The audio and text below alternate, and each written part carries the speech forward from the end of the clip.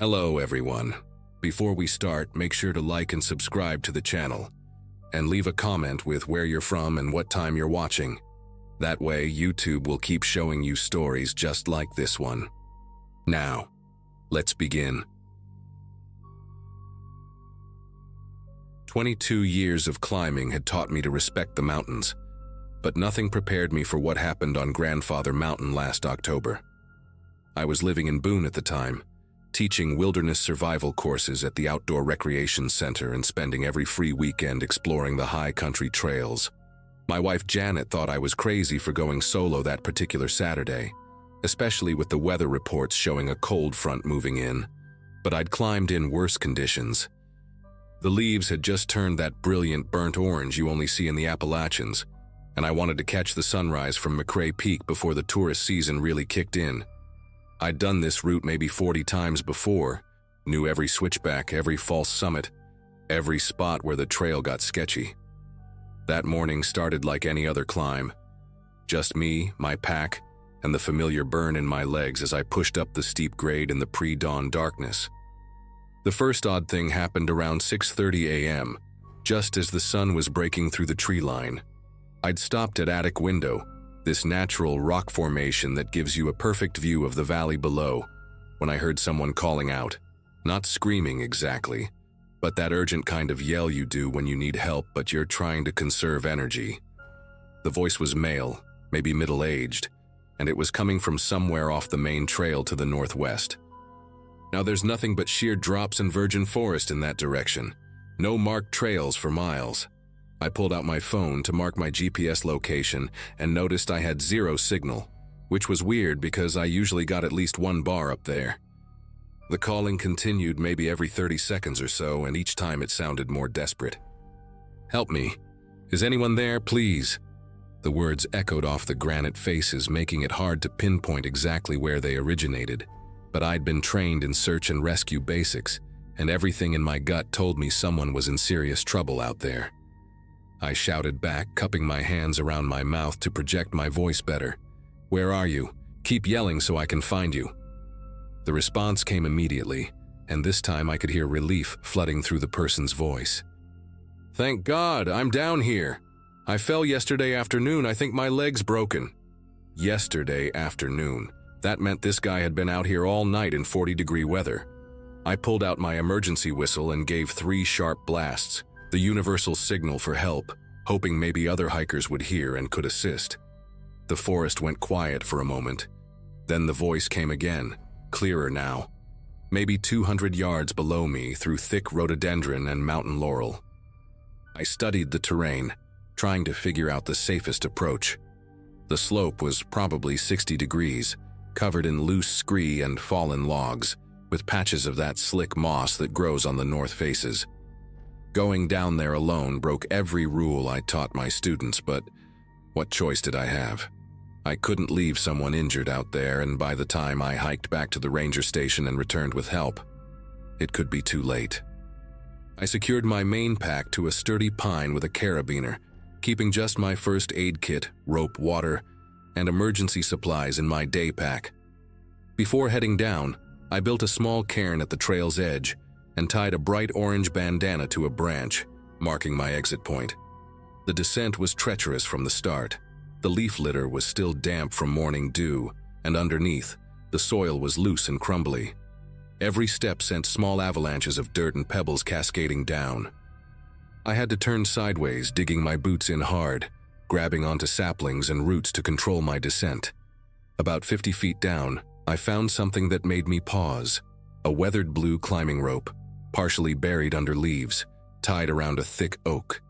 The rope was old, maybe from the 90s based on the weave pattern, and it extended down into the understory before disappearing.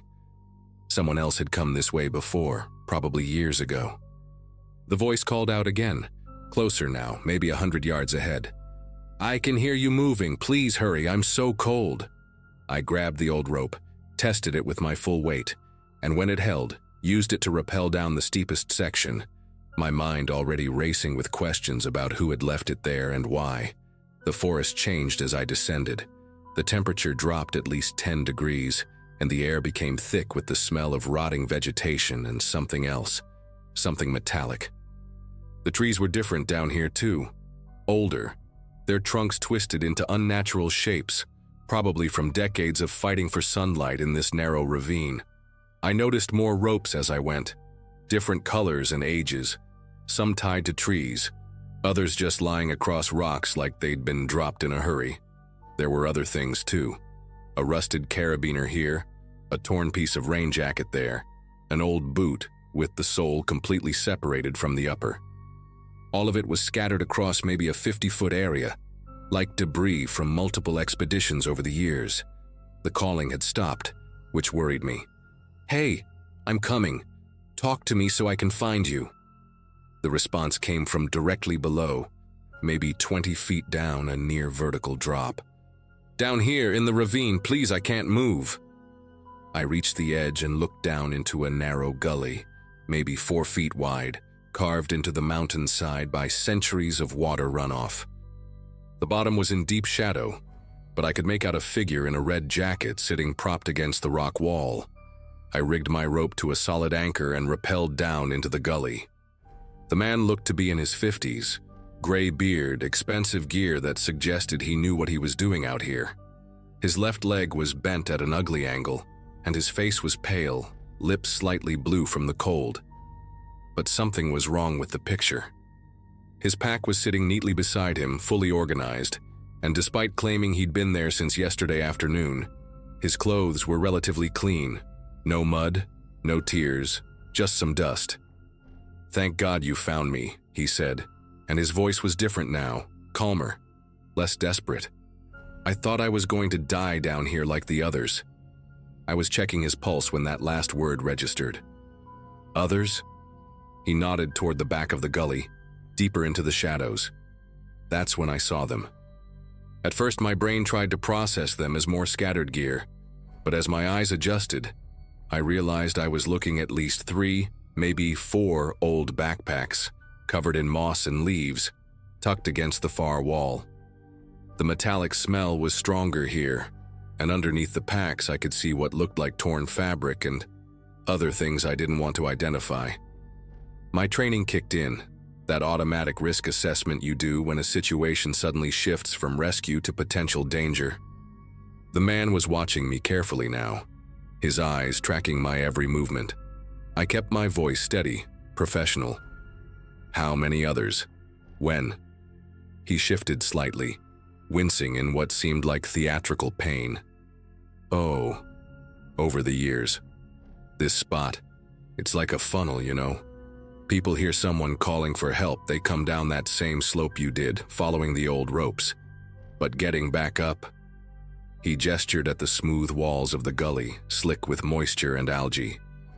"Getting back up is the hard part, especially when you're trying to carry an injured person." I stood slowly, my hand instinctively moving to the fixed blade knife on my belt. The walls were indeed smooth, almost polished, and now that I really looked, the only way out was the way I'd come in, straight up that 20-foot wall. "Your leg," I said. "It doesn't look broken from here."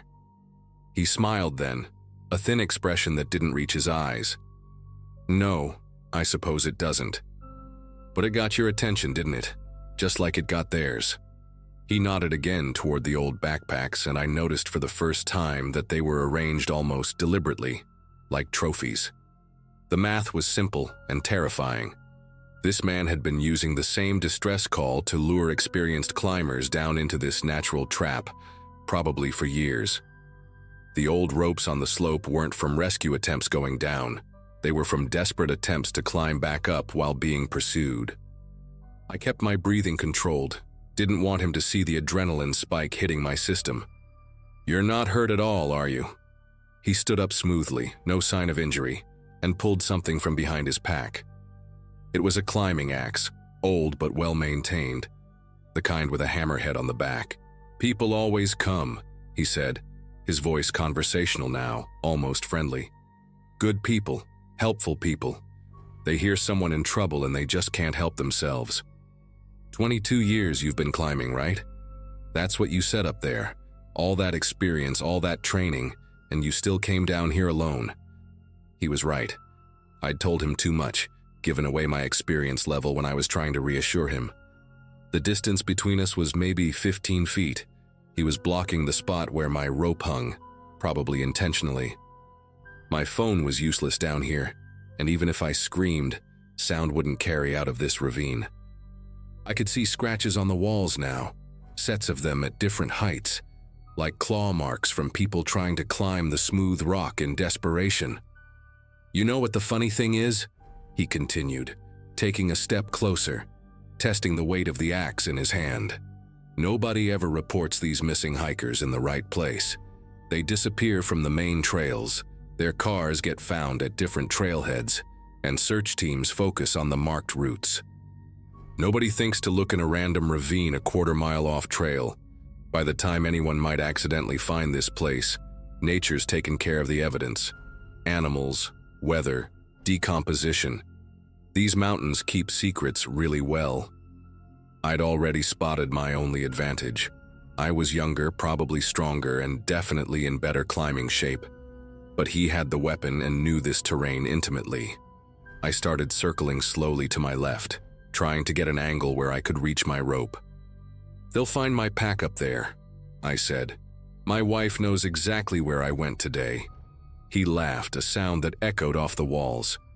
"Your pack is 50 feet below the trail, down a slope nobody would search unless they knew exactly where to look. And your wife thinks you're on the Daniel Boone Scout Trail, doesn't she? That's what you always tell her when you come up here alone. I heard you mention it on the trail last month when you passed me. You probably don't even remember seeing me, just another old-timer taking a rest on a rock." The recognition hit me like ice water. I did remember him vaguely, a tired-looking older hiker sitting on a boulder near the Cragway Trail junction about 3 weeks ago. I'd been on the phone with Janet telling her my plans for today's hike, and had nodded at him as I passed. He'd been listening, planning, waiting. The realization that this wasn't random, that he'd possibly been watching me for weeks, made my skin prickle. I lunged suddenly toward my rope, but he was ready, swinging the axe in a wide arc that forced me back against the opposite wall. The blade struck the rock inches from where I'd been, sending chips flying. "The thing is," he said, pulling the axe free, "you experienced climbers always think you can outmaneuver someone like me. But I've been doing this for 8 years. Started after my retirement, when I realized how easy it was. How many people just disappear out here. 8 years. How many people had stood exactly where I was standing? I thought about all the missing hiker reports I'd heard over the years, the ones that never made sense, experienced outdoorsmen who just vanished. My fingers found a loose rock behind me, about the size of a baseball, and I slowly worked it free from the wall. What happened next was pure instinct, mixed with luck. He came at me again, this time with an overhead swing meant to split my skull, but the confined space worked against him. The axe handle hit the wall on his backswing, throwing off his timing just enough. I threw the rock hard at his face, catching him in the left eye, and dove under his arm toward the rope. He screamed, stumbling backward, one hand going to his bleeding eye. I grabbed my rope and started climbing, using techniques I hadn't practiced since my competition days, feet smearing against the smooth rock, arms burning as I hauled myself up. Behind me, I could hear him recovering, cursing, and then the whistle of the axe through air. It caught my boot heel, tearing through the rubber but missing flesh. I kept climbing, pure adrenaline overriding the screaming in my muscles. 10 feet, 15 feet, my hands were bleeding from the friction, but I could see the top edge. That's when he did something I didn't expect. He started cutting my rope from below, not frantically but methodically, using the axe blade to saw through the fibers where it hung against the rock. I had maybe seconds before it gave way completely.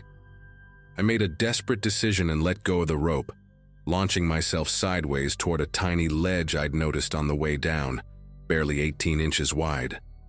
My fingers caught it just as the rope went slack, cut clean through. For a moment I hung there by just my fingertips, feet scrambling for any purchase on the smooth rock. Below, he was already moving, looking for another angle of attack, but I'd rock climbed since I was 15, and muscle memory took over. I found a microscopic foothold, just a bump really, and pushed up, reaching for a root that jutted out 3 feet from the top. My fingers wrapped around it just as he threw the axe. It spun past my head, so close I felt the wind from it, and disappeared into the forest above. Using the root, I hauled myself over the edge, rolling away from the ravine and immediately scrambling to my feet. I could hear him down there, not calling for help now, but raging, promising that he'd find me, that he knew these mountains better than anyone. I ran, not back toward the trail, but straight through the forest, crashing through laurel thickets, jumping over logs, putting as much distance as possible between me and that ravine. It took me 3 hours to find a trail I recognized, and another 2 to make it back to the parking area. My hands were torn to shreds, my boots were ruined, and I was covered in cuts and bruises, but I was alive. I drove straight to the ranger station, my bloody hands leaving prints on the steering wheel. The rangers didn't believe me at first, thought maybe I'd had a panic attack or hallucinated from dehydration. But when I showed them the GPS coordinates I'd marked on my phone before descending, when they saw my injuries and the deliberate cut marks on what was left of my rope, they organized a search team. 2 days later, they found the ravine. The man was gone, of course, but everything else was there. The old backpacks, remains from at least 6 different people dating back almost a decade, and enough evidence to launch a massive investigation. They found his camp eventually, about a half-mile from the ravine, hidden in a cave he'd been using as a base. Inside were wallets, phones, pieces of climbing gear taken as trophies, and a journal where he'd documented each kill with disturbing detail. His real name was Howard Brennan, a retired insurance adjuster from Charlotte who'd been visiting the mountains regularly since his retirement. The FBI traced at least 11 missing hiker cases to him, though they suspected there were more. They never caught him. Search teams combed those mountains for months, brought in dogs, helicopters, even thermal imaging drones, but Howard Brennan had vanished as completely as his victims once had. The theory is that he had multiple hideouts throughout the Appalachians, places he'd scouted over the years, and he's still out there somewhere, maybe in Tennessee or Virginia now, starting over with the same routine. Moved away from Boone the following spring, took a teaching job at a community college in the Midwest, where the biggest hill for 500 miles is a highway overpass. Janet and I don't talk about it much, but she knows I haven't touched my climbing gear since that day. Sometimes I get emails from other climbers, people who've heard the story and want to know if it's really true, if someone could really do what Brennan did for so many years without being caught. I tell them all the same thing: stay on the marked trails, never climb alone, and if you hear someone calling for help from somewhere they shouldn't be, get the rangers. Don't be a hero. The mountains are full of predators, and not all of them walk on 4 legs. The worst part is knowing he studied us, learned our habits, our kindness, our instinct to help, and turned it into a weapon against us. And somewhere tonight, on some remote trail, he might be sitting on a rock, just another tired old hiker taking a break, listening to passing climbers talk about their plans, waiting for the next good Samaritan to come along.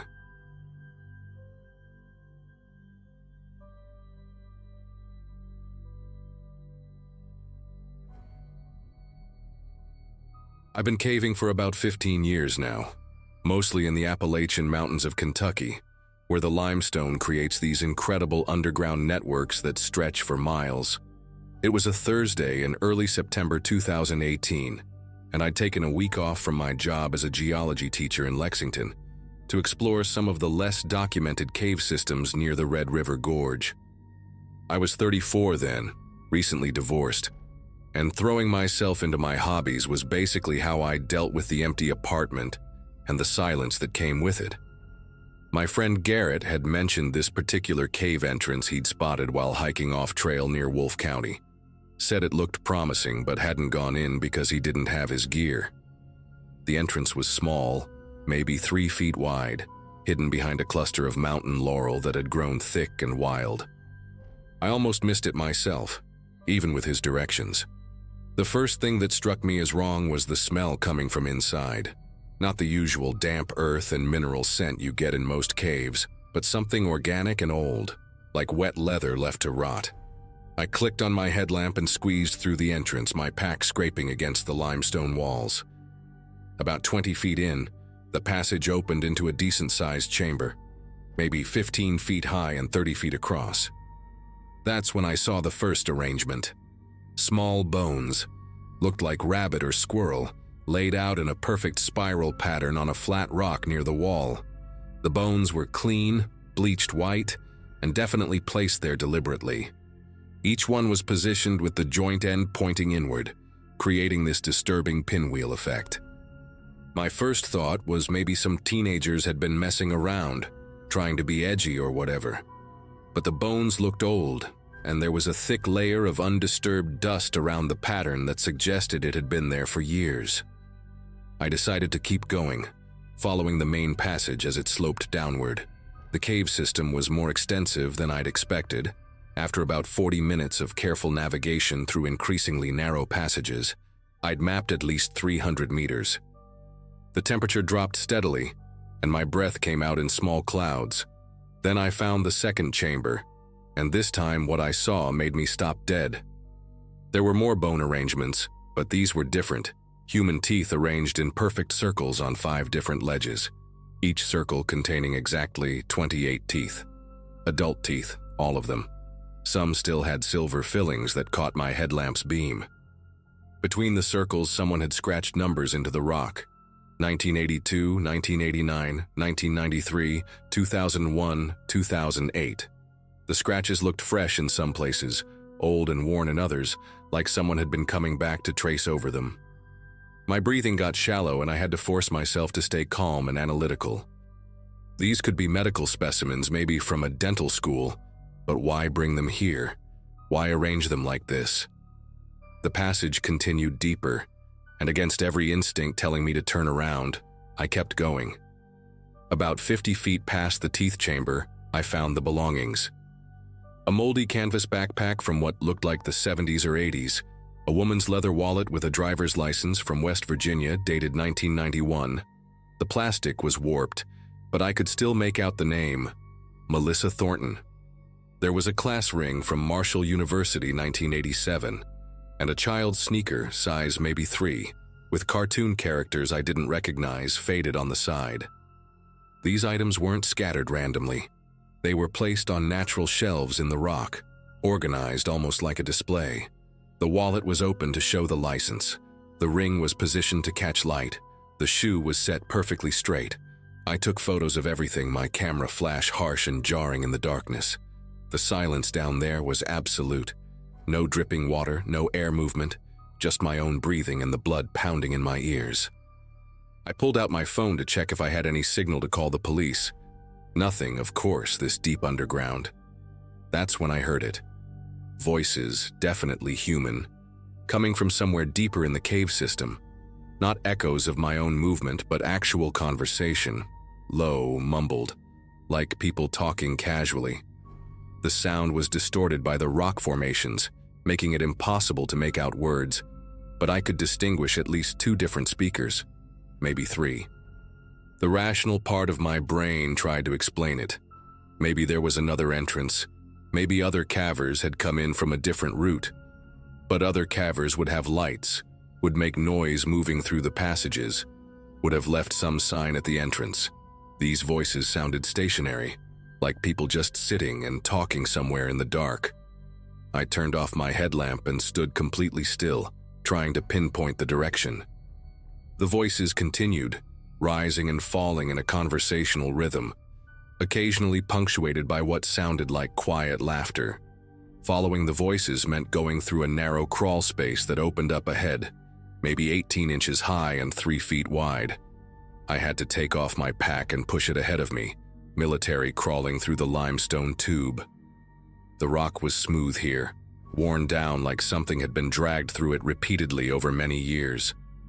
About halfway through the crawl, my hand hit something soft and wet. I jerked back instinctively, then forced myself to reach out again. It was fabric, denim, partially decomposed, slimy with cave moisture. As I pushed it aside, I felt the distinctive shape of a belt buckle still attached. The voices were getting clearer now, and I could swear one of them sounded female, almost cheerful. The crawl space opened into another passage where I could stand again, and I saw light ahead.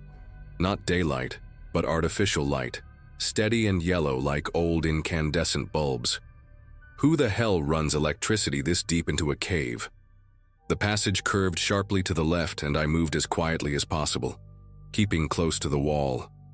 The voices were clear now, 2 men and a woman, talking about everyday things. One man was complaining about gas prices.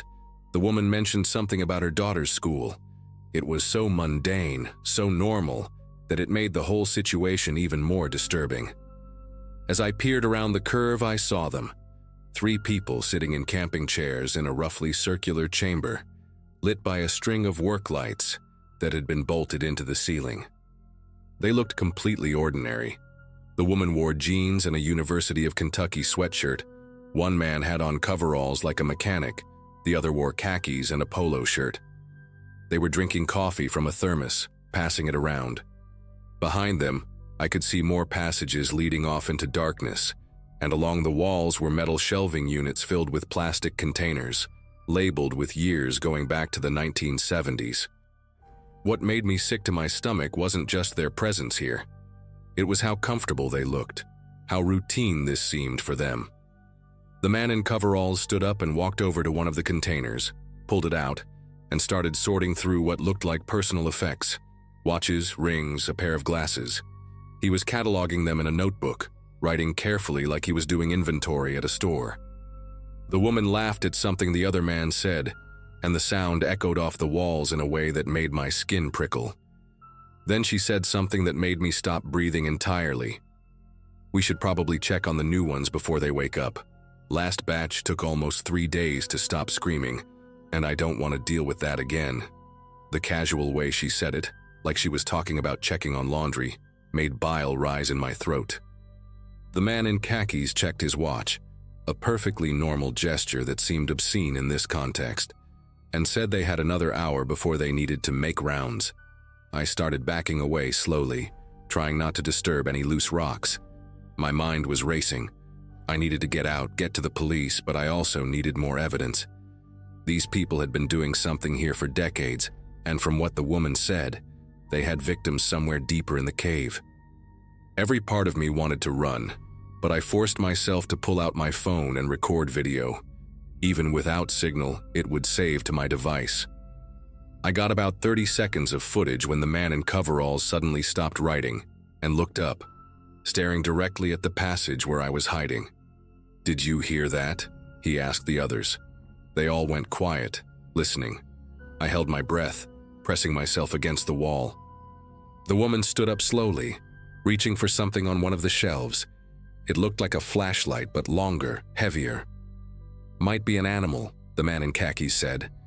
But he was also standing now, moving toward my position. I couldn't wait any longer. I turned and started moving back through the passage as quickly and quietly as I could, but speed and stealth don't go together in a cave. My boots scraped against rock, my pack bumped the walls. Behind me, I heard the woman say sharply, "Someone's here, check all the passages." Their footsteps echoed behind me, and they were moving fast. They knew this cave system far better than I did. When I reached the crawl space, I dove in without thinking, pushing my pack ahead frantically. Halfway through, I heard one of them enter the other side, saw the beam of a flashlight sweep across the limestone just inches from my feet. "Got someone," the man's voice boomed through the narrow space. I kicked backwards hard, heard him grunt, and scrambled out the other side. The passages that had seemed so fascinating on the way in now felt like a trap, each turn potentially leading to a dead end or another member of their group. I ran through the chamber with the teeth circles, past the arranged bones, my headlamp beam swinging wildly as I moved. Behind me, their voices echoed through the tunnels, coordinating like they'd done this before. "Block the main entrance," I heard the woman shout. "Tommy, take the north passage." They had names for the passages. They knew every inch of this place. My chest was burning from the exertion and the panic, but I kept moving, using my memory of the route in. At one point, I turned off my headlamp and navigated by touch for about 30 feet, hoping to throw them off. I could hear them getting closer, their footsteps more confident than mine on the uneven floor. When I turned a corner and saw faint daylight ahead from the entrance, my heart jumped. But as I got closer, I saw a figure silhouetted against the opening. Another person, just standing there, waiting.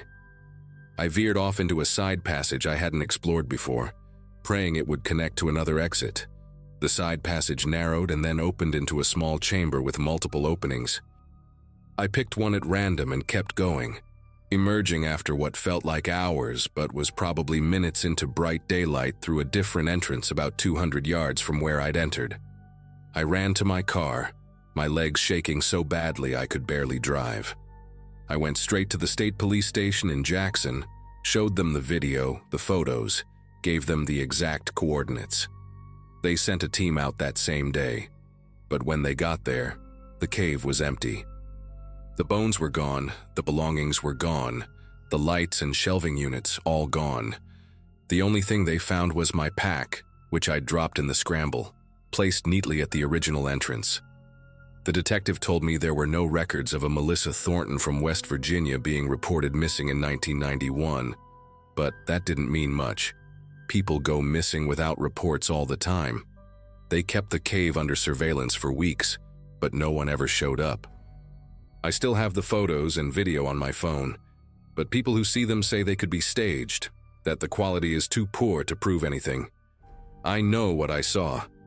I know those people are still out there somewhere, using some other cave system now, organizing their terrible collection. I haven't been caving since.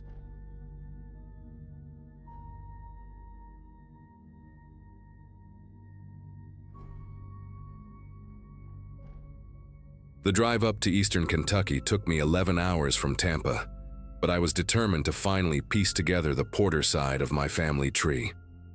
It was early May 2017, and I'd just turned 35, divorced for 2 years, with nothing but time on my hands and a folder full of old census records pointing me toward the hills near Pine Mountain. My great-grandmother had supposedly lived somewhere in these parts before moving to Florida in the 1940s, and after months of hitting dead ends with online records, I figured the only way forward was to actually go there myself. The rental car struggled on those winding mountain roads, and I remember gripping the steering wheel harder with each hairpin turn, wondering if my obsession with dead relatives was worth potentially joining them. But something about not knowing where you come from, it eats at you, especially when you're sitting alone in an empty apartment with nothing but genealogy websites for company. I'd arranged to meet a local named Virgil Combs at a gas station just outside of Harlan. He'd responded to my post on a regional history forum, saying he knew the old Porter properties and could show me around for $100 cash. When I pulled into that rundown Citgo station that morning, Virgil was already there, leaning against a rust-eaten Ford pickup that looked older than both of us combined. He was maybe 60, wearing overalls that had seen better decades, with teeth stained yellow from what I assumed was a lifetime of tobacco. His left eye had this cloudy film over it, like milk swirled in coffee, and when he smiled, the gaps between his remaining teeth made him look like a broken piano keyboard. But he seemed friendly enough, showed me some old survey maps he'd brought along, and pointed out where 3 different Porter homesteads had been built back in the early 1900s.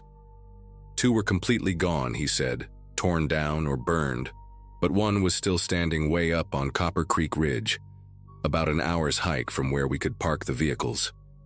The trail up to the homestead was barely visible under all the kudzu and mountain laurel that had taken over. Virgil moved through those woods like he'd been born in them, his bad leg dragging slightly but never slowing him down, while I stumbled behind him trying not to trip on exposed roots or get my face caught in spider webs. The deeper we went, the quieter everything became. No birds, no insects, just the sound of our feet crunching dead leaves and the occasional crack of a branch. About 30 minutes in, Virgil stopped suddenly and pointed to some trees ahead of us where someone had carved symbols into the bark. Not letters or initials, but these weird, geometric patterns that looked fresh, maybe only weeks old. He mumbled something about mountain folk marking territory and kept walking, but I noticed he started moving faster, like he wanted to get past that area quickly. The forest felt different after that, heavier somehow, and I kept getting this sensation like we were walking through someone's backyard uninvited. When we finally reached the clearing where the old porterhouse stood, I honestly couldn't believe it was still upright. The whole structure leaned to the left like it was slowly sinking into the earth, with vines crawling up every wall and through the broken windows. But what caught my attention wasn't the house itself, it was everything around it that didn't fit. There were new tarps stretched between trees, creating makeshift shelters, and I could see modern camping gear scattered around. Coleman lanterns, plastic water jugs, even what looked like a solar panel propped against a stump. Fresh laundry hung on a line running from the house to a nearby oak tree, still damp from morning dew. Virgil's whole demeanor changed when he saw all this, his good eye darting around the clearing like he was counting exits, and he grabbed my arm hard enough to leave marks, whispering that we needed to leave right now, that this wasn't abandoned anymore, and the people living here weren't the type you wanted to meet. But I'd driven 11 hours and paid this man $100, and there I was, standing in front of my great-grandmother's childhood home, possibly the last physical connection to that side of my family.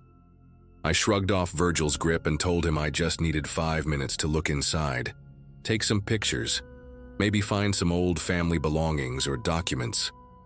He kept shaking his head, backing away toward the tree line, saying something about how these mountain squatters didn't take kindly to outsiders, especially outsiders asking questions about property ownership. That should have been my second warning, the way his voice cracked when he said it. But I was already walking toward the front porch, my phone out, ready to document everything. The wooden steps groaned under my weight, and the front door was barely hanging on one hinge, revealing a dark interior that smelled like mold and something else. Something chemical and sharp, like battery acid mixed with ammonia. Inside, the house was a maze of garbage and makeshift living spaces.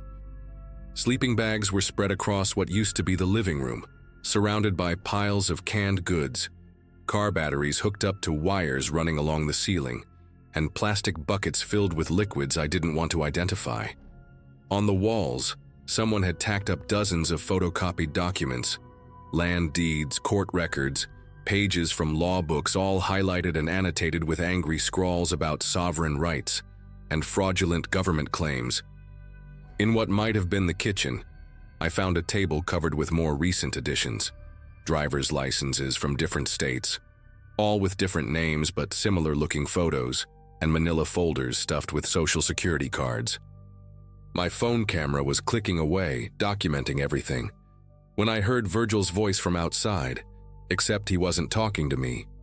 He was having a conversation with someone else, his tone completely different, friendlier, almost apologetic, saying something about bringing another one and how he didn't know they'd moved into the Porter place. The realization hit me like ice water flooding my veins. Virgil hadn't brought me here to show me family history. He'd brought me here for them, whoever they were. I crept to a broken window and peered out to see him talking to 3 men who looked like they'd stepped out of some survivalist nightmare. The biggest one had a beard down to his chest, matted with what might have been food or dirt, wearing military surplus gear and carrying a rifle casually over his shoulder. The other 2 were younger, maybe early 20s, both skinny with that hollow-cheeked look of chronic malnutrition or drug use, their eyes constantly scanning the tree line like feral animals. Virgil was gesturing toward the house, and I heard him mention something about my rental car, how it was a newer model, probably had GPS, might have cash or credit cards. The bearded one asked if I'd told anyone where I was going, and Virgil said I'd posted online, but probably hadn't given specifics to family since I'd mentioned being divorced and living alone. I knew I had maybe seconds before they came inside, so I did the only thing I could think of. I went deeper into the house, looking for a back exit. The hallway was narrow and dark, lined with more sleeping bags and boxes of ammunition, leading to what used to be bedrooms. In the last room at the end of the hall, I found something that made my situation even worse. A young woman, probably 19 or 20, sitting on a mattress on the floor, her ankle chained to an old radiator. She looked up at me with eyes that had given up hope weeks ago, her lips cracked and bleeding, wearing clothes that clearly weren't hers. Men's flannel shirt, jeans held up with rope. She didn't say anything, just pointed toward a boarded-up window in the corner, then held up 3 fingers and pointed down, which I realized meant 3 boards from the bottom were loose. I could hear footsteps on the front porch now, multiple sets, and Virgil's voice calling out, "Mr. Porter, you still in there? Found some folks who knew your great-grandmother. They got stories to share." My fingers were trembling as I grabbed the loose boards, trying to pry them free without making noise. The woman watched me work, then suddenly started coughing loudly, really selling it, hacking and wheezing to cover the sound of splintering wood. The 3rd board came free just as I heard boots entering the house, and I turned back to her, whispering that I'd get help, that I'd send police, but she just shook her head and mouthed the word, "Run."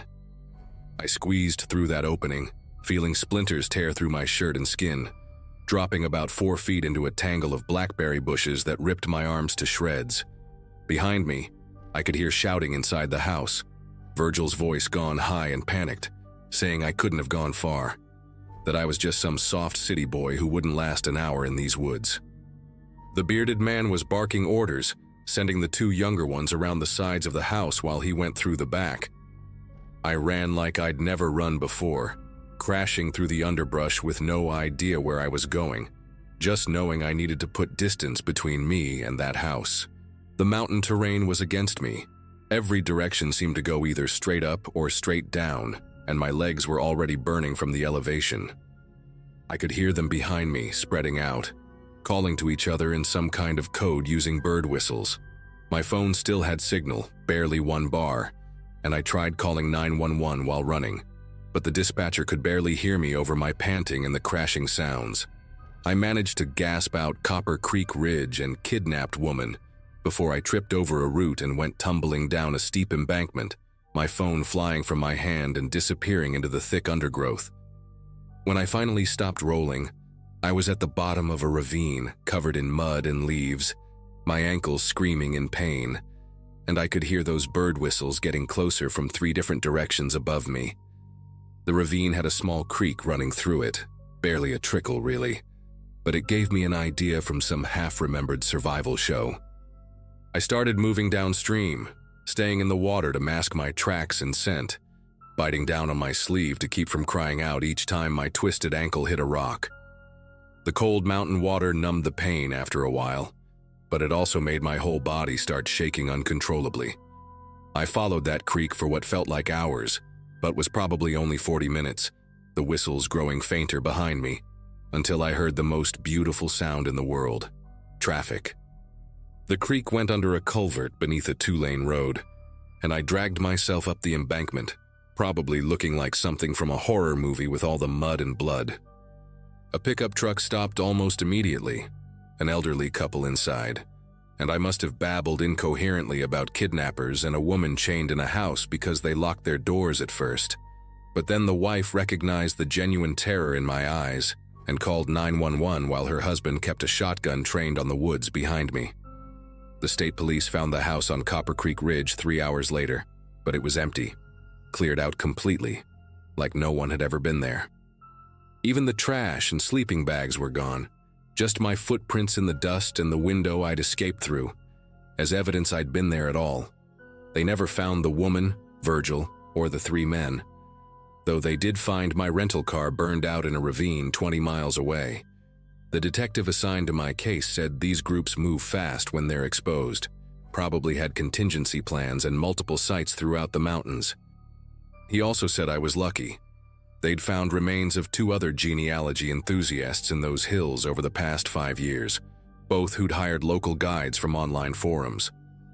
I still wake up sometimes thinking about that woman, wondering if she's still alive, if she knew she was saving my life when she made that distraction. The FBI added my photos and testimony to an ongoing investigation into human trafficking rings operating in rural Appalachia, but they warned me these cases rarely get solved. Too much wilderness, too many places to hide, and locals who've learned to look the other way. I never did find out anything more about my great-grandmother's family, and honestly, I'm okay with that now. Some stones are better left unturned, some roots better left untraced.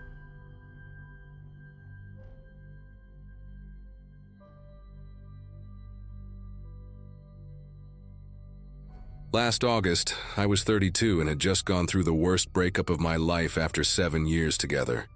My therapist suggested I needed to reconnect with myself, find who I was outside of that relationship, and honestly, I just needed to get away from everything. I'd been hiking since college, done sections of the Appalachian Trail maybe a dozen times, always with groups or at least one other person. But that summer, I decided to do a week-long solo trip through a less popular section in Virginia, near the border with Tennessee. I worked as a graphic designer remotely, had plenty of saved vacation days, and figured the solitude would help clear my head.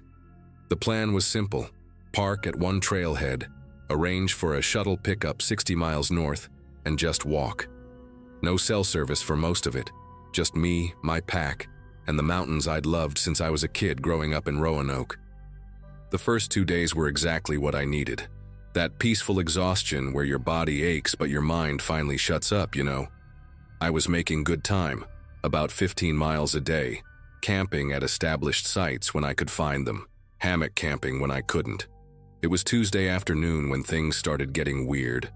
I'd stopped to filter water at this creek crossing, maybe 4 miles from where I planned to camp that night, and I noticed fresh boot prints in the mud beside mine.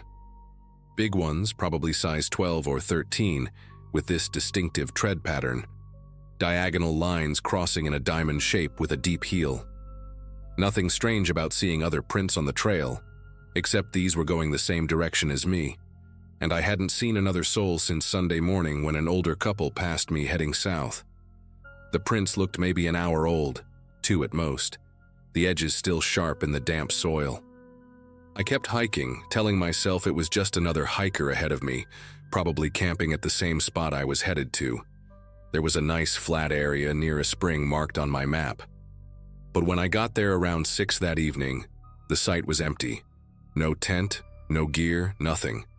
The weird part, those same boot prints were all around the camping area, like someone had walked the entire perimeter, stopped at different spots, maybe stood there for a while based on how deep some of the impressions were.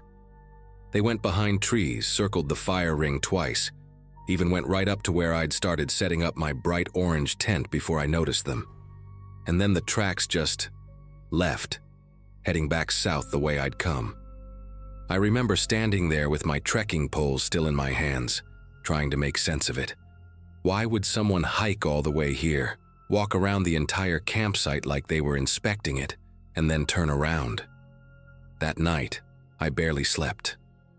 Every sound had me reaching for my headlamp, branches creaking, leaves rustling, the usual forest noise that never bothered me before. Around 2 in the morning, I heard something that definitely wasn't normal. Footsteps, slow and deliberate, crunching through the leaf litter maybe 30 feet from my tent. They'd take 3 or 4 steps, then stop for what felt like forever, then move again. I lay there in my sleeping bag, gripping my knife, trying to control my breathing so I could hear better. The footsteps circled my entire camp, pausing longest on the side where my food bag was hung, though it was a good 12 feet up and properly distanced from any tree trunk. After maybe 20 minutes of this, they moved away, heading north up the trail. I wanted to look outside, see who it was, but something in my gut told me to stay still, stay quiet. I waited another hour before I finally unzipped my tent and checked around with my headlamp. Those diamond pattern boots had been everywhere, figure 8s around my tent, a long line where someone had stood facing my tent door, even prints on top of a fallen log like someone had climbed up to get a better view. Wednesday morning, I seriously considered turning back. But I was 3 days in, slightly closer to my pickup point than my car, and I kept telling myself, maybe it was just some weird guy who liked night hiking. Creepy, sure, but not necessarily dangerous. I packed up as soon as there was enough light to see the trail without a headlamp around 5:30 a.m., skipping breakfast because I wanted to put distance between me and whoever those boots belonged to. The trail that day was supposed to cross two Forest Service roads, and I remember thinking if things got worse, I could bail out at one of those, try to hitch a ride or at least have an escape route. But first, I had to navigate this section that went along a ridgeline for about 8 miles. The thing about ridge trails is you can see pretty far in both directions when the trees thin out, which should have been reassuring. About 3 hours into hiking, I reached the first viewpoint, this rocky outcrop with a gorgeous view of the valley below. I stopped to drink some water and eat a protein bar, finally starting to relax a little with the morning sun warming my face. That's when I saw him, or at least I saw movement. Maybe 400 yards back on the trail I'd just hiked, where it curved around a huge boulder, there was someone. Just a flash of dark clothing before they stepped back behind the rock. I grabbed my little binoculars from my hip belt pocket and watched that spot for probably 5 minutes. Nothing. But I knew someone was there. The way they'd moved, quick and purposeful, like they'd realized they were visible and corrected the mistake. I kept the binoculars up and scanned the trail behind me, and that's when I noticed something that made my whole body go cold. About 100 yards back, there was a fresh blaze on a tree, the orange paint still glossy. But the weird thing was, it was facing the wrong direction, pointing off the trail to the left, where there was nothing but steep slope and thick underbrush. I started hiking faster, my mind racing. The Appalachian Trail uses white blazes, and side trails use blue. Orange blazes aren't official, but sometimes trail maintainers use them temporarily for reroutes. This one, though, it was deliberately misleading. I started paying closer attention to the trail markers, and over the next 2 miles I found 3 more fake blazes. Fresh orange paint on trees, all pointing off the actual trail into areas that would get someone seriously lost. At one spot, I could see where the real white blaze had been scraped off the tree bark with something sharp, leaving pale exposed wood underneath. Someone was trying to get me off the trail, and they'd been out here preparing for it. The precision of it terrified me more than the footsteps had. This wasn't some random creep. This was planned. My phone had been dead since Monday, no signal to even justify keeping it on. But I turned it on anyway, hoping for a miracle bar of service. Nothing. The first Forest Service road was supposed to be around mile marker 847 according to my map. When I finally saw the wooden post through the trees, I nearly cried with relief. But when I got closer, the numbers had been scratched out with something sharp, deep gouges in the wood that left splinters hanging off. The gravel road was there, though, exactly where it should be, cutting across the trail and disappearing into the trees on both sides. I stood there in the middle of that road, looking both directions, trying to decide if I should bail. It was Wednesday afternoon, maybe 2 p.m. If I followed the road, it would eventually hit a main highway, but I had no idea how far. Could be 5 miles, could be 15. While I stood there debating, I heard a branch snap in the woods behind me, maybe 50 feet back. Not the random crack of a falling limb. This was the sharp sound of someone stepping on dead wood. I didn't turn around. I just started walking north on the trail again, faster now, my trekking poles clicking against rocks like a frantic metronome. The next 4 miles were the longest of my life. I was practically jogging on the flat sections, my pack bouncing painfully against my spine, sweat soaking through everything despite the cool mountain air. Every time the trail curved, I'd look back, and sometimes I'd catch just the edge of movement, a shoulder disappearing behind a tree, a flash of something dark against the green. He was keeping pace with me perfectly, staying just far enough back that I could never get a clear look, but close enough that I knew he was there. The second Forest Service road should have been my salvation, but when I reached it, my heart sank. A huge oak had fallen across the trail right at the intersection, and someone had spray-painted arrows on it, one pointing left down the road with "Trail Detour" in neat block letters, another pointing right into dense forest with the same message. Both were lies. I could see the white blaze on a tree straight ahead, past the fallen oak. But the really sick part? There were fresh boot prints going both directions, those same diamond patterns, like he'd walked both fake routes to make the tracks look legitimate. I climbed over the oak, scraping my shins on the rough bark, and kept going on the real trail. But now I was second-guessing everything. Every blaze looked suspicious. Every cairn could be fake. When the trail split around a rock formation and I couldn't see a marker for either path, I stood there paralyzed for probably 2 full minutes, trying to remember which way the map showed. The left path looked more worn. But was that because it was the real trail, or because he'd walked it multiple times to make it look that way? I finally chose left, and after 100 yards found a white blaze and nearly sobbed with relief. But then I started thinking, what if he wasn't trying to get me lost? What if he was hurting me somewhere specific? The thought made me want to sit down right there on the trail and give up. It was getting late, maybe 5 p.m., and I needed to find somewhere to camp soon. But the idea of stopping, of being stationary while he was out there, made bile rise in my throat. That's when I remembered something from my map. There was a trail shelter about 2 miles ahead, one of those 3-sided lean-tos the trail maintains for hikers. They're usually near water sources and have other people around. Safety in numbers, right? I pushed harder, my legs burning, and reached the shelter just as the sun was starting to dip behind the mountain. And thank God, there were people there. A young couple from Ohio, probably mid-20s, setting up their sleeping bags in the shelter. I've never been so happy to see strangers in my life. I told them everything, words tumbling out while I set up my tent nearby, about the footprints, the fake blazes, the man following me. The guy, Brian, immediately offered to check around the perimeter while his girlfriend Ashley helped me string up my food bag. They found boot prints, those same diamond patterns, all around the shelter area, some less than an hour old based on how the afternoon rain had only partially filled them.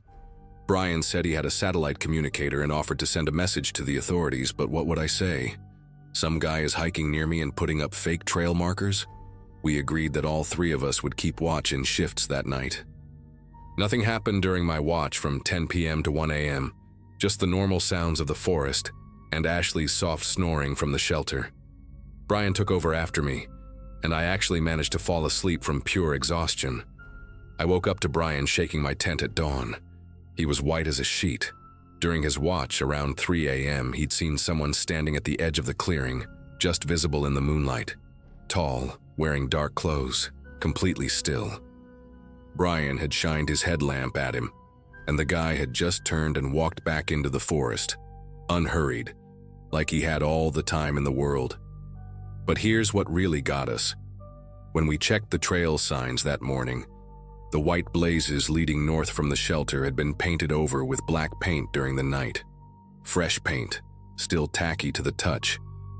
The only blazes left visible were orange ones leading east, off the main trail, into a section of forest I knew from my map led to an old abandoned mining area.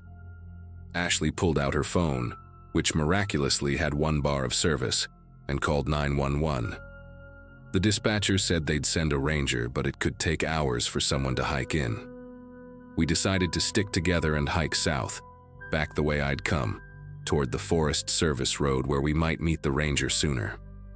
We made it about 3 miles before we met the ranger coming up the trail, a woman named Officer Diane Reeves, been working these mountains for 15 years. When we told her everything, showed her photos Brian had taken of the painted-over blazes and the boot prints, her face went hard in a way that scared me more than anything else had. She radioed for backup immediately and told us we needed to get out of the forest now. As we hiked down to her truck at the Forest Service Road, she explained that they'd been looking for someone who'd been doing this for months, following solo hikers, mostly women, trying to redirect them off trail. 2 hikers had gone missing in the past year in this section, both solo women, both experienced. They'd found one of them 3 months later in an old mine shaft, alive but with 2 broken legs from the fall. She'd said someone had been following her, changing trail markers, but everyone thought she'd just gotten confused and paranoid from dehydration. The other woman was still missing. Officer Reeves said the guy apparently had some kind of obsession with controlling the trail, deciding who could pass through his section of forest. They'd found multiple campsites deep off-trail with journals full of notes about hikers he'd watched, detailed descriptions, dates, where they'd camped, which routes they'd taken. Brian and Ashley drove me back to my car at the southern trailhead. There was no way I was finishing that hike. 2 weeks later, Officer Reeves called me. They'd arrested someone, a 43-year-old man named Nathan Cray who lived in a cabin about 5 miles from the trail. He'd been a trail maintainer volunteer years ago, knew every inch of those paths, every shortcut, every place someone could get lost. In his cabin, they found cans of spray paint, trail maintenance equipment, and notebooks with detailed plans for redirecting hikers. My name wasn't in there. I'd apparently been a target of opportunity, but there were pages about other solo hikers, some dating back 3 years. The really sick part was that he never physically hurt anyone directly. He just wanted to control where they went, to prove he could manipulate them, make them lost, make them dependent on following his marks. The woman who'd gone missing was found alive a month later, living in a cave system where his orange blazes had led her, surviving on the supplies he'd been leaving for her. She thought she'd been lost the whole time, following what she believed were official trail markers. I still hike, but never alone anymore, and I check every single blaze against my GPS. And sometimes, when I'm out there and I see boot prints on the trail, especially big ones with distinctive treads, I still feel that cold grip in my chest, wondering who's walking behind me and what they want.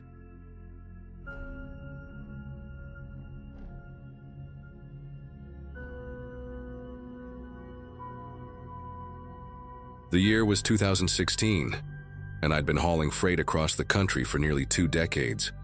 Most people don't realize how lonely those long stretches of highway can get, especially when you're pushing through the night to make a delivery deadline. I was running a load of electronics from a warehouse in Pennsylvania down to a distribution center in North Carolina, and my GPS had been acting up since I'd crossed into West Virginia.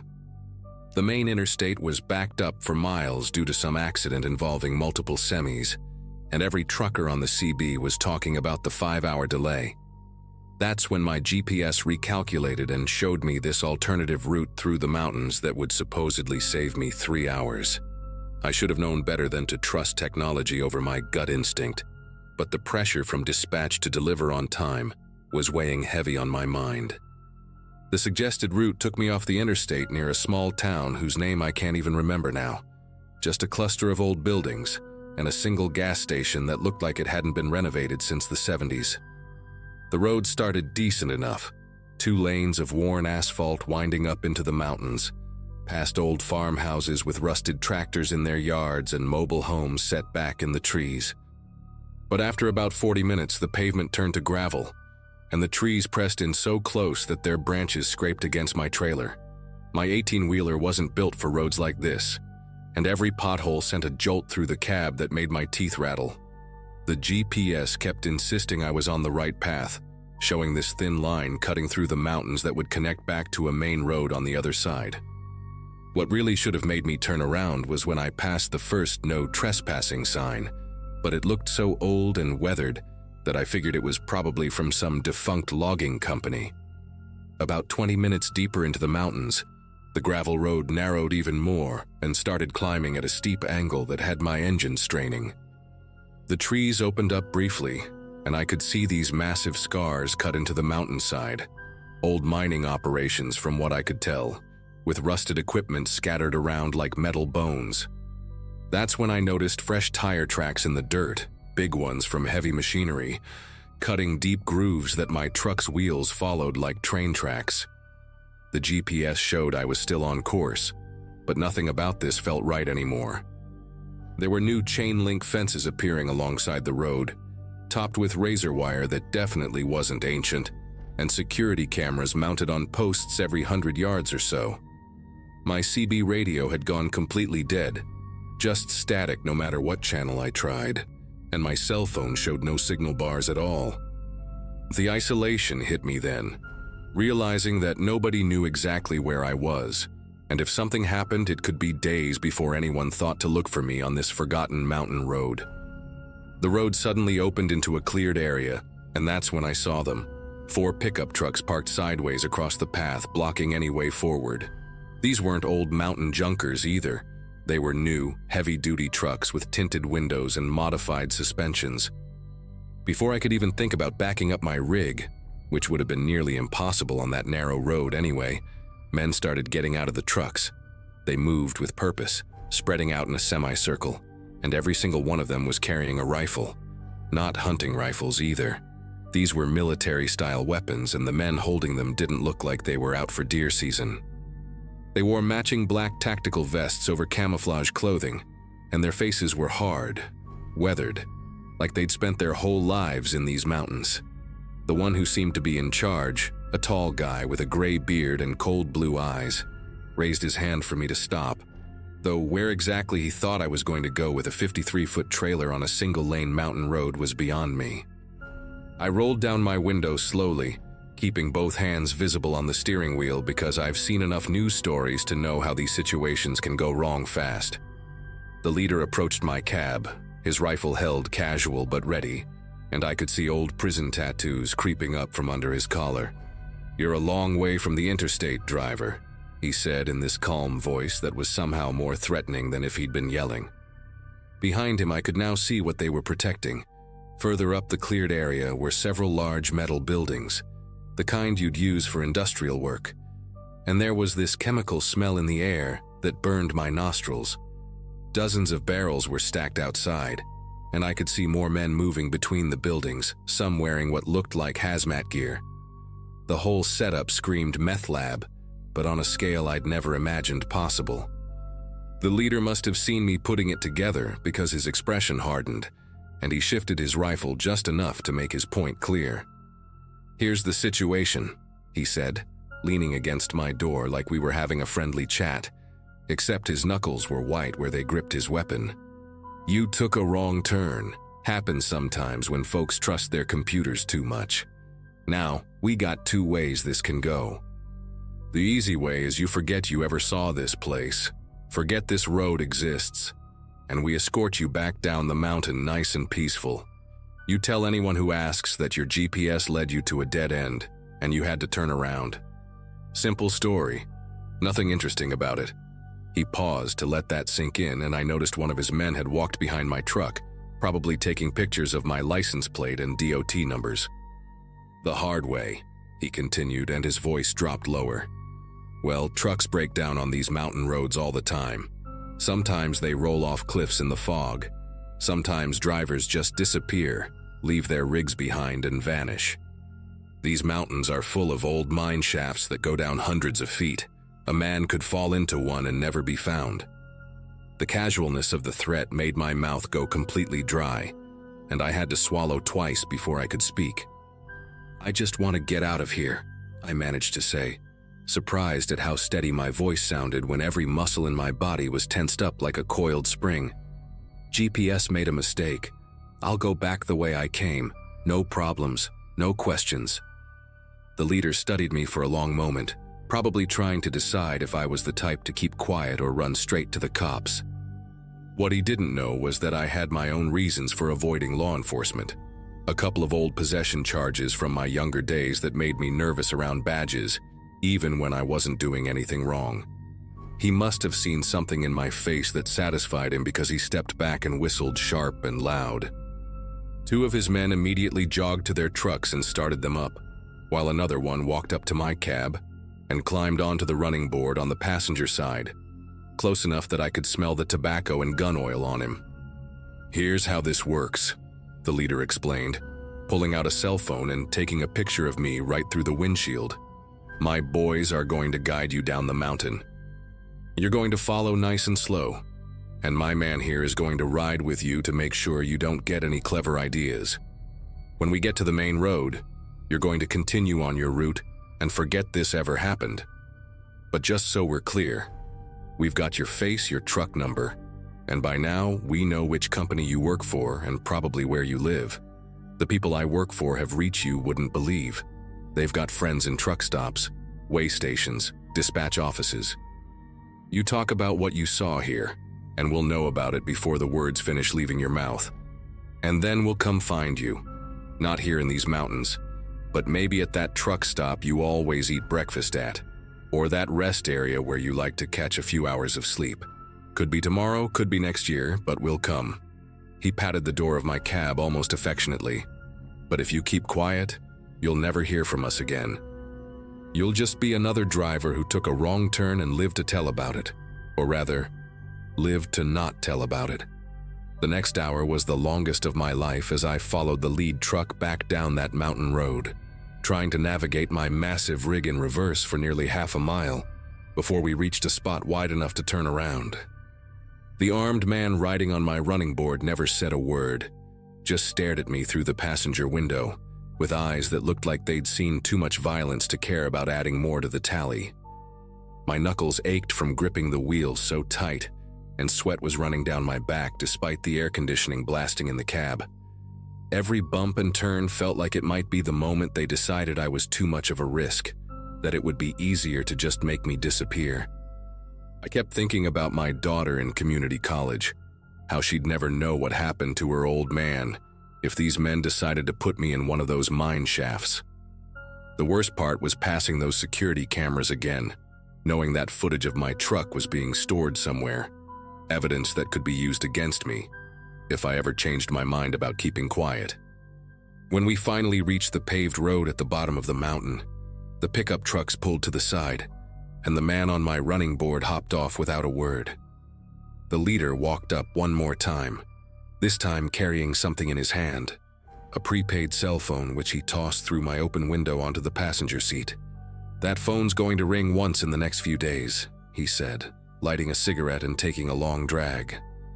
"When it does, you answer and tell whoever's on the other end that you understand the situation and you're going to be smart about it. After that call, destroy the phone and throw it away in a different state.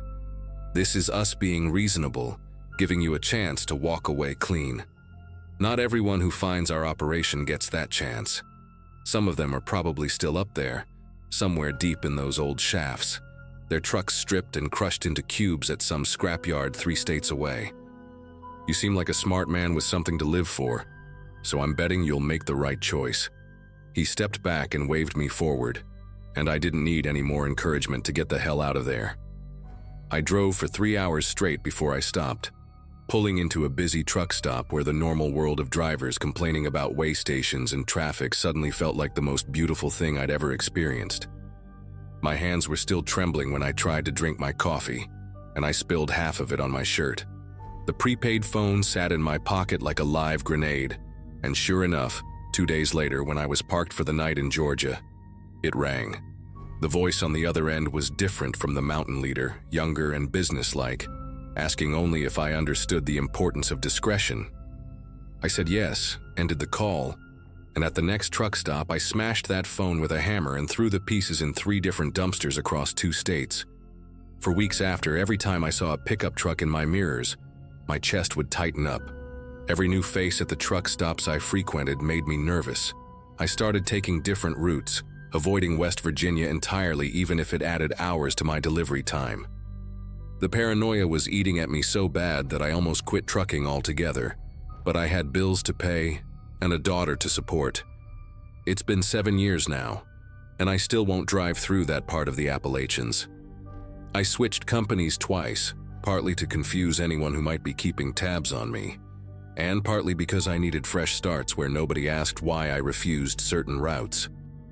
Sometimes I wonder if that operation is still running up in those mountains, if other drivers have stumbled onto it and made different choices than I did. I check the news occasionally for stories about bodies found in old mine shafts or missing truckers in West Virginia, and there have been a few that made me wonder, but I keep my mouth shut, just like I promised.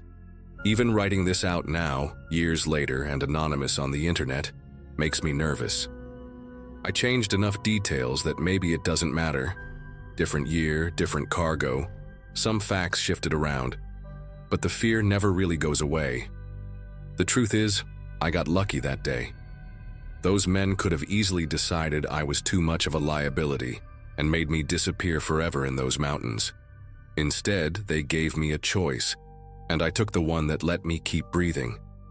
Some might call me a coward for not going to the authorities, But those people have never had rifles pointed at them by men with dead eyes who talk about murder like it's the weather. I made it home to see my daughter graduate, walked her down the aisle at her wedding last year, and that's worth more to me than being a dead hero in a mine shaft.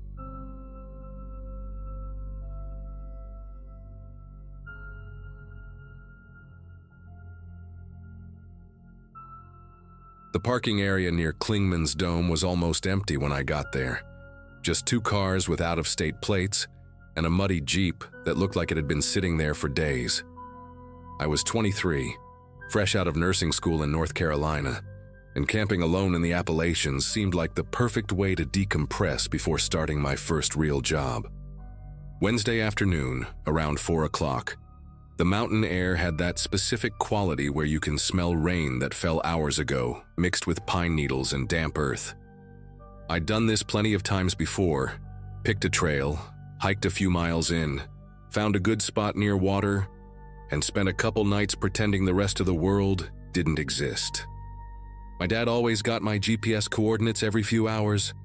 My pack had everything I could possibly need, and I'd researched this particular backcountry area for weeks before driving up here. The ranger station was closed, which made sense for a weekday, so I grabbed a permit from the self-service box and started hiking. About 10 minutes in, I passed a couple coming back toward the parking lot, matching Columbia jackets, those expensive hiking poles that probably cost more than my entire setup, both of them looking tired but satisfied with their day. The woman slowed down when she saw me, her face shifting from that peaceful post-hike expression to something else. She actually stopped walking, opened her mouth like she was about to speak, but her husband kept moving and called back to her about wanting to beat traffic. She gave me this long look, then hurried after him. I adjusted my pack straps and kept going, figuring she was just another person who thought young women had no business hiking solo. The trail was gorgeous that afternoon, all filtered sunlight through the canopy and those tiny white flowers that grow in clusters along the path.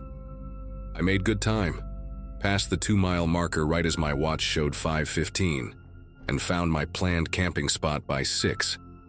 It was exactly what I'd hoped for, a small clearing about 50 feet off the main trail, close enough to a creek that I could hear the water, far enough that I wouldn't have to worry about flooding if it rained. I went through my whole routine, tent up first, bear bag rope thrown over a branch about 100 feet away, water filter set up by the creek. There was another site visible through the trees, maybe 70 yards from mine, but it was empty. The only sounds were birds doing their evening calls and the creek running over rocks. I actually remember feeling proud of myself, sitting there eating my dehydrated pad thai, watching the light fade through the trees.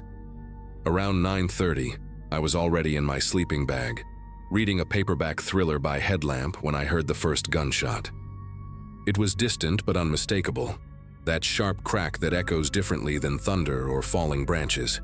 Then another one, maybe 30 seconds later, then 3 more in quick succession. I sat up, turned off my headlamp, and listened. These weren't the evenly spaced shots you'd expect from target practice, and hunting season was months away. Plus, who hunts at night in a national park? The shots kept coming, sometimes singles, sometimes rapid clusters, for maybe 10 minutes total. They seemed to be coming from somewhere up the ridge, but sound travels weird in the mountains, so I couldn't be sure. I told myself it was probably just locals spotlighting deer illegally, maybe a mile or 2 away. Still, I double-checked that my knife was within reach and made sure my phone had signal. 2 bars, barely enough to text, but there if I needed it. I barely slept that night.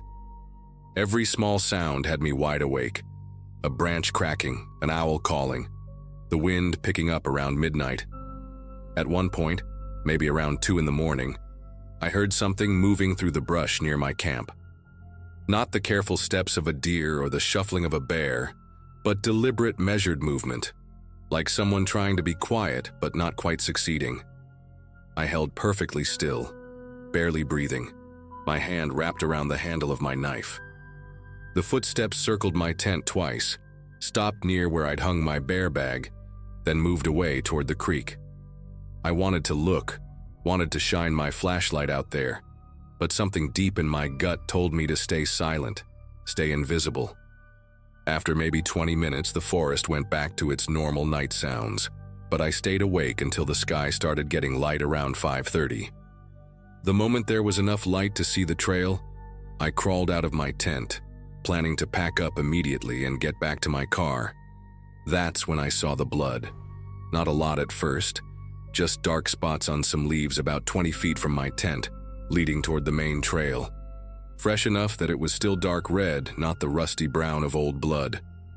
I followed the drops, and they got heavier as I moved toward the trail. Then I found the shell casings.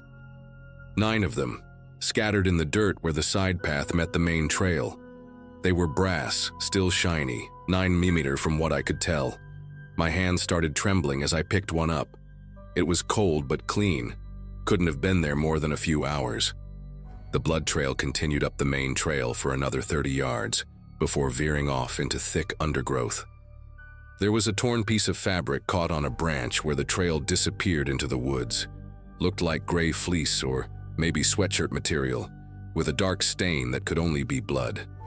I ran back to my campsite and threw everything into my pack, not even bothering to fold the tent properly. My phone had 1 bar, and I managed to call 911, but the connection was terrible. The dispatcher kept cutting out, and I had to repeat myself 3 times before she understood where I was. She said she'd send rangers to check it out and told me to get back to the parking area immediately.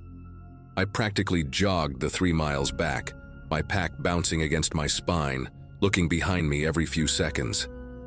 The parking lot had a few more cars when I got there, including a Park Service truck.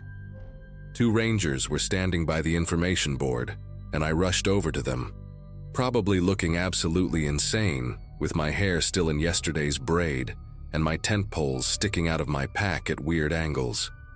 The older ranger, a guy with a graying mustache and a name tag that said Donovan, listened to my story with this expression that went from concerned to skeptical to almost dismissive.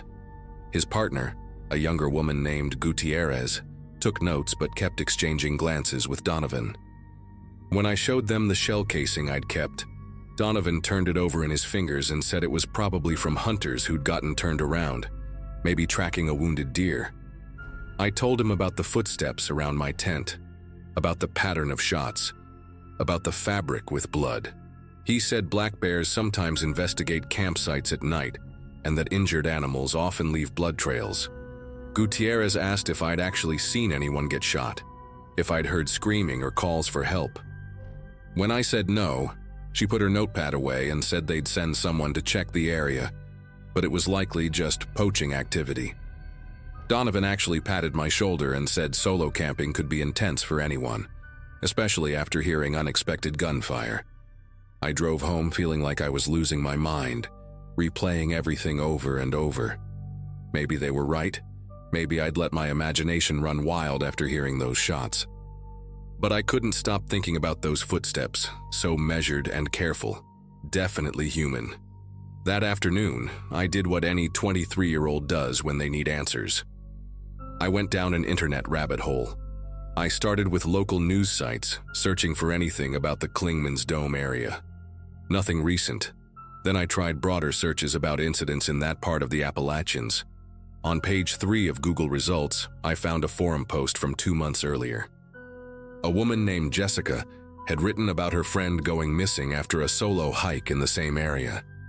The friend, Allison, had told Jessica she was doing a 3-day trek, sent a few photos from the trail, then stopped responding to texts. Her car was found at the trailhead. Her campsite was intact, but Allison was gone. The Park Service said she probably got lost, fell somewhere remote. But Jessica mentioned something that made my chest tighten. Allison had texted her the night before she disappeared about hearing strange noises, possibly gunshots. I kept digging, found a missing persons database for the Southeast, started filtering by location and date. 3 women in the past 18 months all disappeared within a 15-mile radius of where I'd camped. Bethany Marsh, 28, experienced hiker from Knoxville, vanished during a solo trip. Courtney Huang, 31, trail runner from Asheville. Went for what should have been a 4-hour run and never came back. Rosa Vega, 26, photographer from Atlanta, told her roommate she was going to catch sunrise photos in the mountains. All of them were alone. All of them were physically fit, experienced outdoors. The official reports mentioned various theories: wildlife encounters, falls, getting lost, but none of their bodies were ever found. I started cross-referencing their disappearances with hunting seasons, moon phases, weather patterns, trying to find some connection. Then I found a blog post from a year ago, written by someone claiming to be Rosa's sister.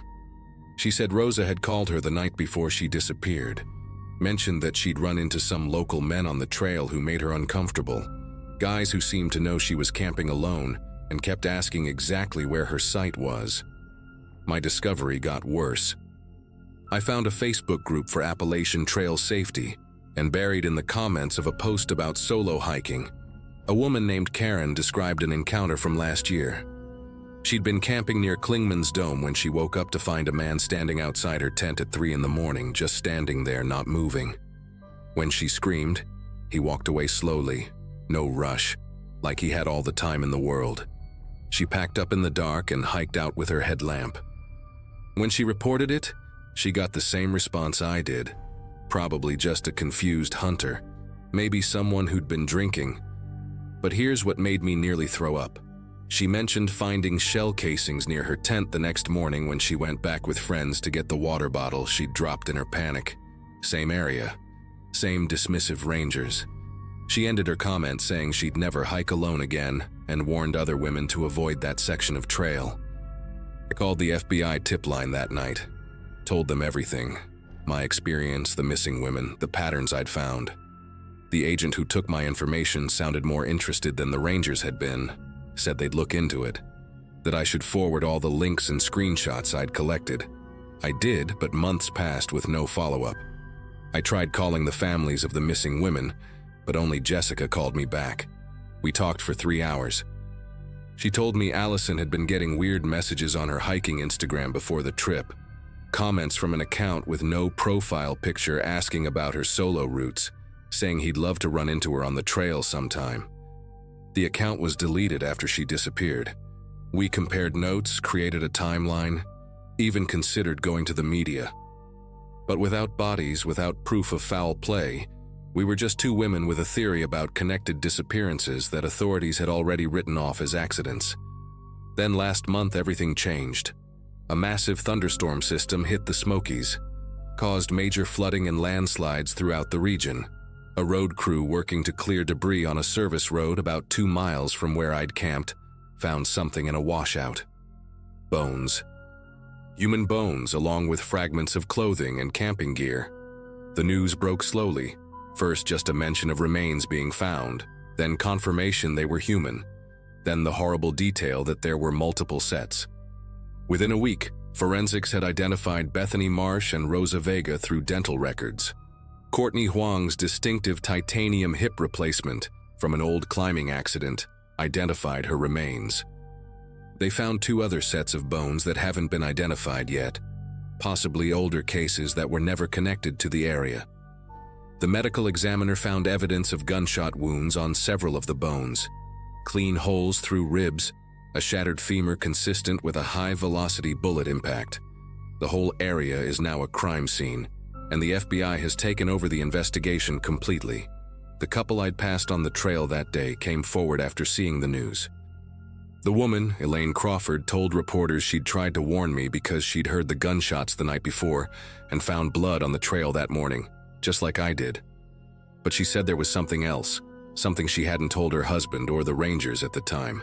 She'd seen a man that morning, about a quarter mile from where they'd passed me, sitting on a rock beside the trail cleaning a handgun. He was wearing civilian clothes but had a radio that looked like Park Service equipment. When she saw him, he smiled at her, stood up slowly, and walked into the woods without saying a word.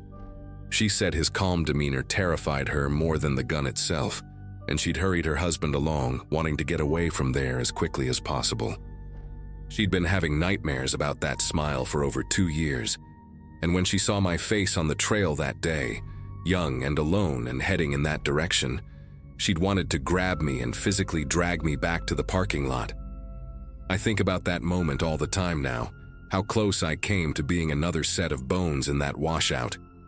Jessica and I still text sometimes, both of us following the investigation obsessively. They haven't made any arrests yet, but the FBI has been interviewing current and former Park Service employees, and there's talk about someone who knew the area intimately, who could move through it freely without raising suspicion. I've started carrying a gun myself now, even though I never go hiking alone anymore. Some experiences change you in ways you can't undo, and knowing you walked right through someone's hunting ground, that you were probably being watched and evaluated and somehow found wanting or got lucky, that stays with you forever.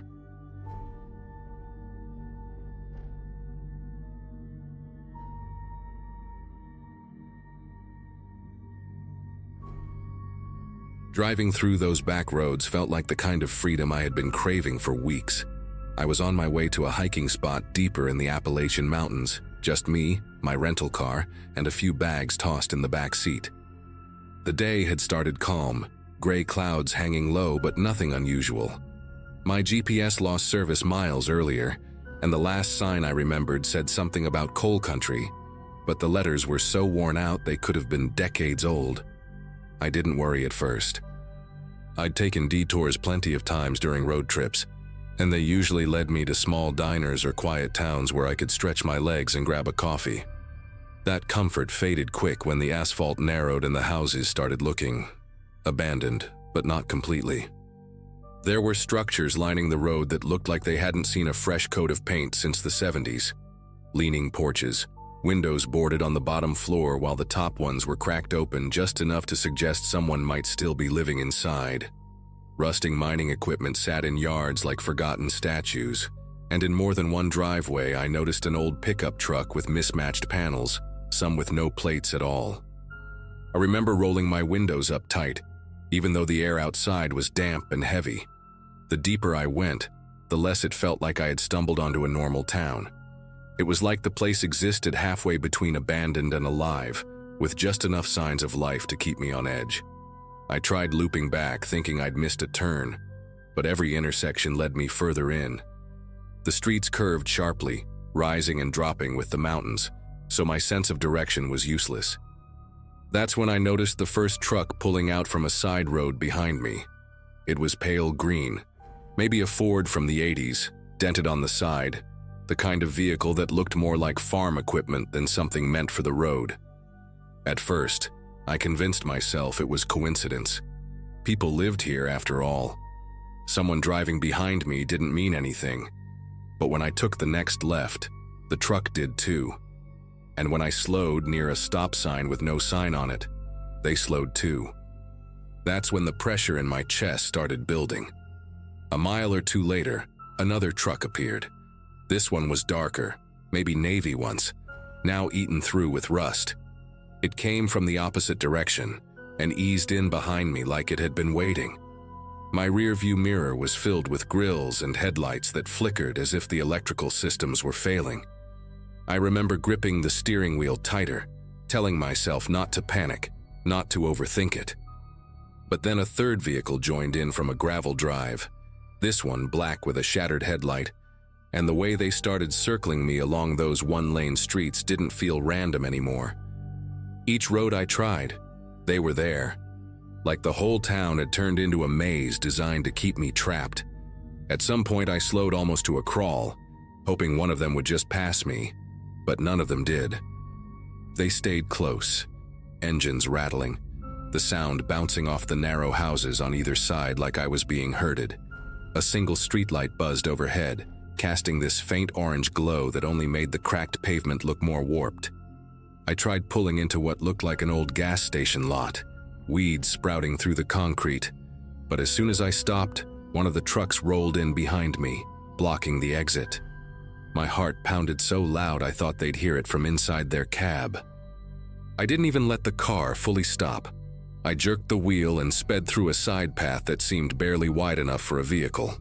The road twisted downhill, lined with fences falling apart and mailboxes collapsed in the dirt. That's when I noticed figures on the porches watching. They weren't talking or waving, just standing still in shadows, heads following as my headlights passed. I couldn't make out faces, only outlines, but there was no mistaking the way they lingered like they'd been waiting for me. I pressed harder on the gas. My GPS was useless, the screen frozen on a map with no roads, and the compass in the dashboard spun lazily like it couldn't decide which direction I was facing. Every turn seemed to bring me deeper, not out. Then came the sound of gravel spraying behind me. One of the trucks had cut across a yard, tires crunching over debris, and now it was alongside me, trying to edge me closer to the ditch. I could see the driver's silhouette, broad shoulders, a cap pulled low, but no details. They never rolled the windows down, never shouted, just stared straight ahead while inching closer, like this was routine. I swerved away, tires skidding, the steering wheel vibrating under my grip. For a second, I thought I was going to lose control completely. My headlights hit a row of collapsing sheds, then the road veered sharply right, and I just prayed nothing was coming from the other direction. When I straightened out, 2 more trucks waited at the bottom of the hill, angled across the road like barricades. Their headlights glared straight at me, bright and blinding, while my own reflection bounced across their rusted chrome. I slowed, unsure if I could squeeze between them, but the green one from before was closing fast behind me, hemming me in. The sense that this wasn't random hit me harder than anything. I was being boxed in, driven into a trap. My mind raced through every terrible possibility. Robbery, kidnapping, worse. I could almost hear my pulse in my ears as I searched desperately for any break in the line of buildings, any path that didn't dead end in another rusted-out fence or shadowed alley. Just when it seemed like there was no way through, I spotted a narrow dirt lane off to the right, half hidden between 2 leaning houses. It looked more like a driveway than a road, but I didn't think twice. I swerved hard, scraping the edge of a mailbox as I shot into the gap. The trucks behind me struggled to follow. Their size worked against them in the tight turn. My tires slid on loose gravel, kicking up clouds of dust so thick I could barely see the road. For a terrifying stretch, I thought I might dead end in someone's backyard, but the path kept winding uphill, curving so sharply the headlights couldn't keep up. Branches whipped against the side of the car, loud cracks against the metal, and then, finally, the road broke open. I burst out onto a wider stretch that led uphill toward the ridgeline. When I glanced in the mirror, only 2 sets of headlights were still on me, the others blocked or turned back. That tiny bit of distance gave me just enough courage to push harder. The engine roared, the whole car shaking as I climbed. I didn't know where the path was leading, but all that mattered was keeping it between me and them. My breath came in shallow bursts, every second stretched thin, every corner a gamble. At the top of the ridge, the lane spilled onto a paved road I didn't recognize, but it was real pavement. Painted lines, reflectors, even a sign pointing toward the highway. I don't think I've ever felt relief hit me so sharply. The last truck tried to follow, but by the time I hit the main road, it stayed back, idling at the edge like they knew their boundary. I sped until my vision blurred, not daring to slow until I saw a cluster of lit-up businesses miles down. When I finally stopped in a small parking lot, I sat there gripping the wheel, headlights off, waiting to see if any of them had followed. Nothing. Just silence, broken by the hum of a vending machine outside a laundromat. I never went to the police. I couldn't even explain where it had happened on a map, and a part of me wondered if anyone would believe it. It's been years since that night, but sometimes when I drive through the mountains, I still catch myself scanning every side road, every set of headlights in the rear view. That half-dead town felt like it wanted me to disappear inside it, like those trucks weren't just chasing me, but trying to keep me there. I don't know who they were or what they wanted, but I'll never forget the feeling that I'd stumbled into a place I was never supposed to see, and barely managed to escape.